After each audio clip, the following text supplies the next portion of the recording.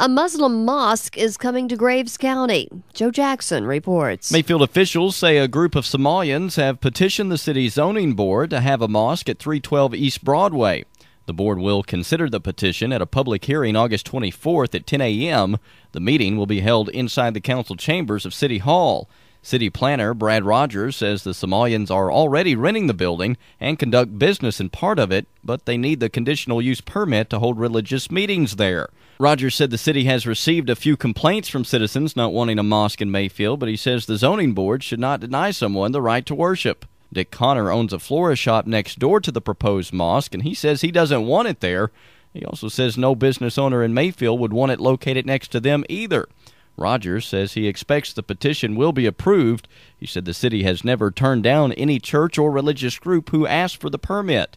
Rogers said Somalians first came to Graves County about a year ago. He said there are about 150 Somalians currently employed at the Pilgrim's Pride chicken plant in Hickory. I'm Joe Jackson reporting. Officials in Mayfield say citizens concerned about a Muslim mosque opening in Mayfield have been voicing their concerns. Joe Jackson reports. According to one City Hall employee, the phones haven't stopped ringing since the news broke about a group of Somali refugees who have petitioned the city zoning board to open a mosque at 312 East Broadway. The board will consider the petition at a public hearing at City Hall August 24th at 10 a.m.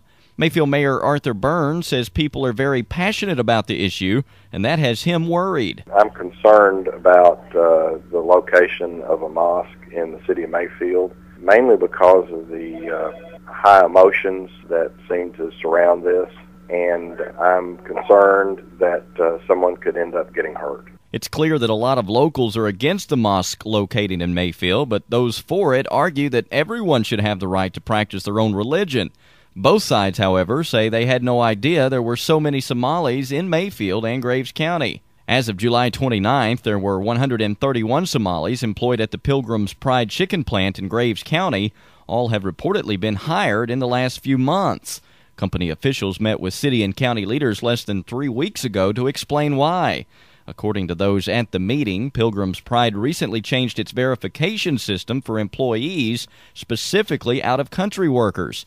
When company officials re-verified the existing workforce, they found a large group of undocumented Hispanic employees who had to be let go.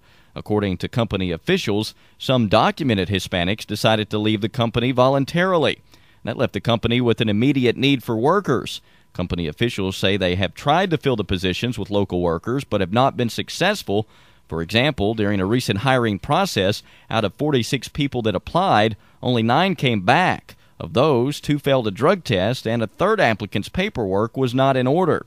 The company was able to offer jobs to only 6 people from the area. The company then opened human resource offices in Madisonville, Kentucky, and Union City, Tennessee. The first week, 6 Somalis who had been laid off from the Tyson chicken plant in nearby Calhoun showed up asking for applications. The next week, 13 Somalis came. As word of mouth spread, more and more applied for the jobs and were hired. A large crowd is expected at the August 24th meeting, where board members and city officials expect to hear citizens' concerns regarding the mosque. Callers to the Greg Dunker Show on WKYX Tuesday let their opinions be known about that mosque that a group of Somalis have petitioned the City of Mayfield Zoning Board for, that'll be located at 312 East Broadway. Well, Greg, I called in yesterday, and I was very adamant just about how Muslims will erect a mosque after they have conquered a city, and that's why I'm very much against the mosque being built at Ground Zero. I think it's very insensitive. However, for here in Graves County, I can't make that argument, and to say that they should not be allowed. And understand, I don't live in Mayfield, but I work there. I drive there every day, and but I don't think we can say, hey, you can build a church, you can't build a church, because how far will that go? You know, is that going to extend down to Baptists? Is that going to extend down to Catholics? You know, at what point and what religions get a pass and what don't? If they're able to build a mosque in Mayfield, while I have no intention of ascribing to their beliefs, and I've actually read widely enough that I do understand a fair amount, I'd probably take my kids to the opening ceremony of it, just for that point, that while we may not share the same views of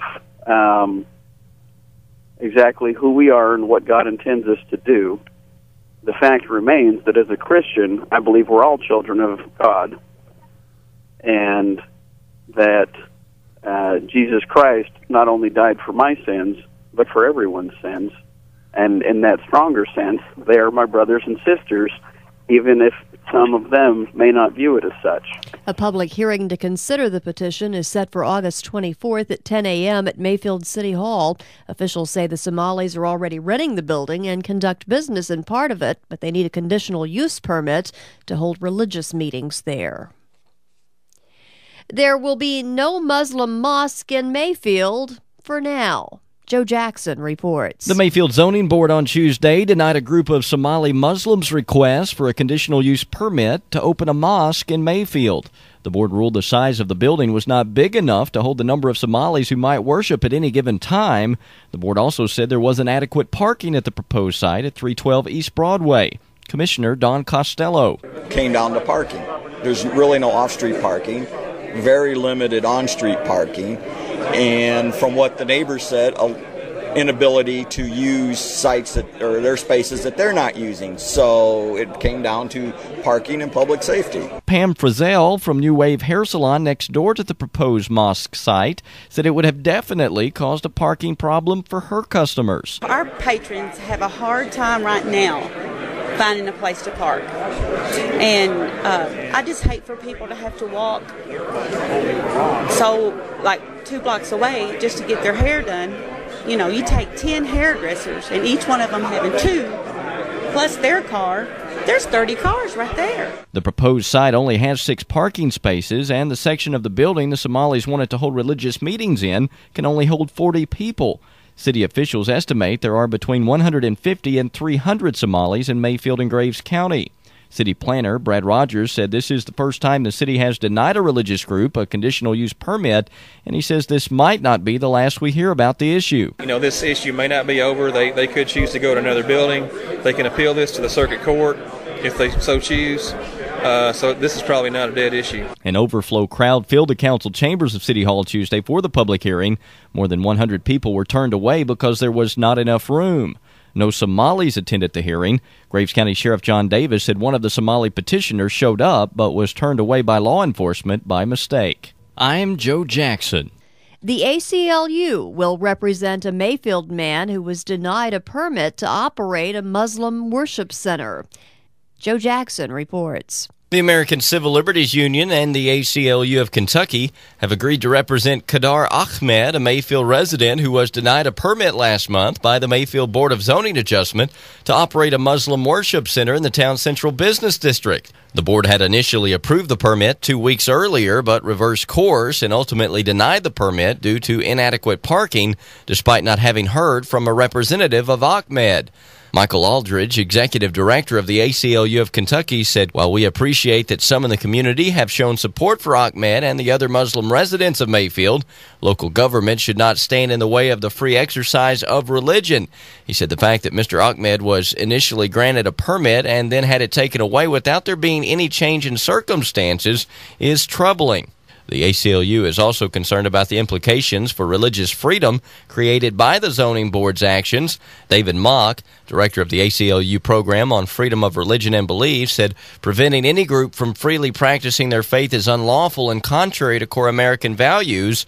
He said, quote, "While we remain open to alternative avenues of resolution, governmental actions that have the effect of denying individuals the right to practice their religion must be challenged." I'm Joe Jackson.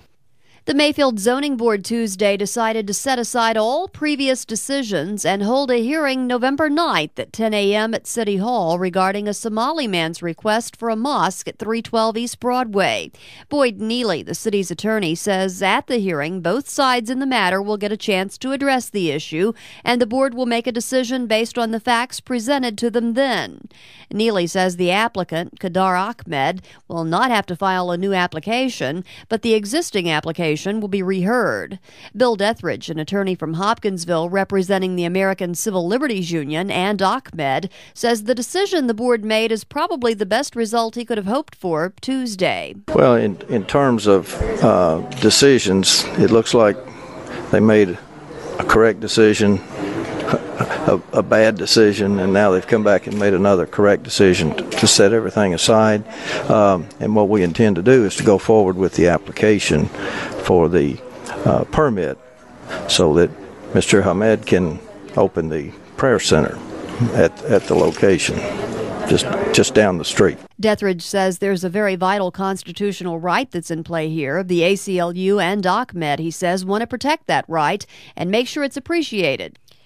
After further review, there will be a mosque in downtown Mayfield. Joe Jackson reports.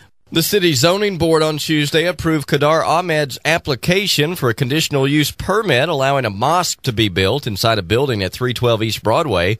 The board denied Ahmed's permit on August 24th, reversing a decision made 2 weeks earlier to approve it, citing concerns about limited parking and capacity where the mosque was planned.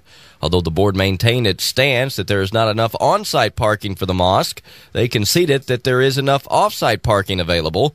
No one from the community spoke in opposition to the mosque at Tuesday's hearing.